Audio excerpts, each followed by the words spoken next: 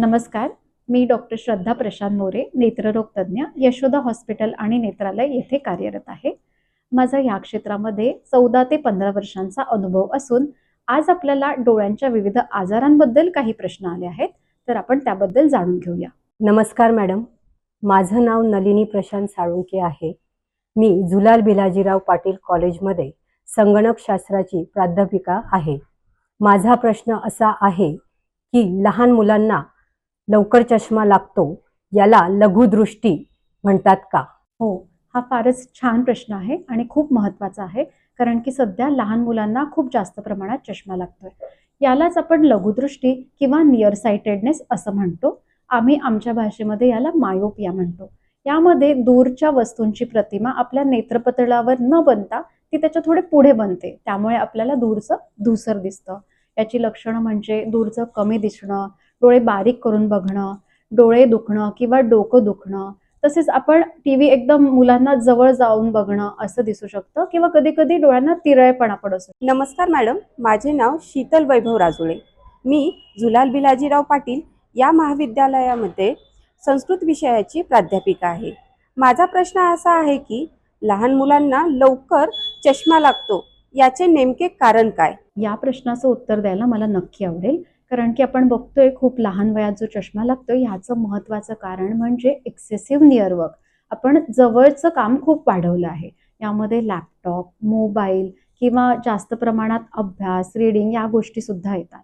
मुलं outdoor activities फार कमी प्रमाणात करतायत. दिवसभर घरात पडून राहिल्यामुळे आपण स्क्रीनचा यूज सुद्धा खूप वाढवला आहे. हे महत्त्वाचं कारण आहे. त्याचप्रमाणे कधी आई-वडिलांना जर चष्मा असेल, तर मुलांना चष्मा लागण्याचा जो धोका आहे तो 50% वाढतो. परंतु जरी आईला किंवा वडिलांना चष्मा नसेल, तरी सुद्धा लहान मुलांना चष्मा लागू शकतो. बाहेर सूर्यप्रकाशात जाणं मुलांचं कमी झालं आहे. हे पण एक महत्त्वाचं कारण आहे. आणि आपलं खाण्याचा जो फरक दिसतो आपल्याला, जंक फूड खाणं किंवा योग्य प्रकारे आहार न घेणं, हे सुद्धा डायरेक्टली किंवा इनडायरेक्टली चष्मा लागण्याला कारणीभूत ठरतात. नमस्कार मॅडम, माझे नाव शीतल जवाहर पाटील.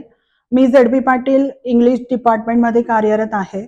माझा प्रश्न असा आहे की तुम्ही लहान मुलांमध्ये मायोपिया किंवा लघुदृष्टी होण्याची कारणं सांगितलीत, मग त्याच्यावर उपचार उपलब्ध आहेत काय? हो, मायोपिया नुसतं समजलं की चष्मा लागलाय तेवढं समजून फायदा नाही. तर त्यावर उपचार करणं खूप महत्त्वाचं. म्हणजे मुलांची नजर चांगली डेव्हलप होते. यासाठी विविध पर्याय उपलब्ध आहेत. जसं आपण चष्मा वापरू शकतो. हा चष्मा मायनस नंबरचा असतो. याच्यामध्ये आम्ही कॉन्केव्ह लेन्सेस वापरतो. तसेच कॉन्टॅक्ट लेन्स हा दुसरा पर्याय आहे. त्याचप्रमाणे ऑर्थोकेरॅटोलॉजी ह्यामध्ये एक रिजिड कॉन्टॅक्ट लेन्स रात्रभर घातली जाते आणि दुसऱ्या दिवशी विदाऊट चष्मा आपल्याला क्लिअर दिसू शकतं. अजून एक महत्त्वाचं म्हणजे आपल्याला जर परमनंट चष्म्याचा नंबर घालवायचा असेल तर लॅसिक, एपिलॅसिक किंवा स्माईल अशा प्रकारच्या रिफ्रॅक्टिव्ह सर्जरी सुद्धा करता येतात. नमस्कार मॅडम, माझं नाव पंकज पाटील. मी झेड.बी. पाटील ज्युनियर कॉलेज येथे प्राध्यापक आहे. माझा प्रश्न असा आहे की माझ्या मुलाला चष्मा आहे, ते टाळण्यासाठी किंवा नंबर वाढवणे यासाठी काय काळजी घ्यावी? हा आपला आजच्या विषयाचा सगळ्यात महत्त्वाचा प्रश्न. मुलांना चष्मा लागू नये म्हणून काय काळजी घ्यायची किंवा तो नंबर वाढू नये म्हणून काय काळजी घ्यायची? आपण मुलांचं नियर वर्क कमी करायला पाहिजे. त्यांना एकदम लहान वयात मोबाईल देणं योग्यच नाहीये. आणि जरी द्यावा लागला तर मोबाईलच्या ऐवजी मोठ्या स्क्रीनचा पर्याय शोधूया, जसं लॅपटॉप किंवा टीव्ही. ऑनलाईन क्लासेसच्या ऐवजी ऑफलाईन क्लासेसचा पर्याय शोधूया. त्याचप्रमाणे आपल्याला मुलांच्या आउटडोर ॲक्टिव्हिटीज सुद्धा वाढवायला हवा. सूर्यप्रकाश असं अभ्यासात दिसून आलंय की सूर्यप्रकाशामुळे आपला नंबर थोडा जास्त वाढत नाही.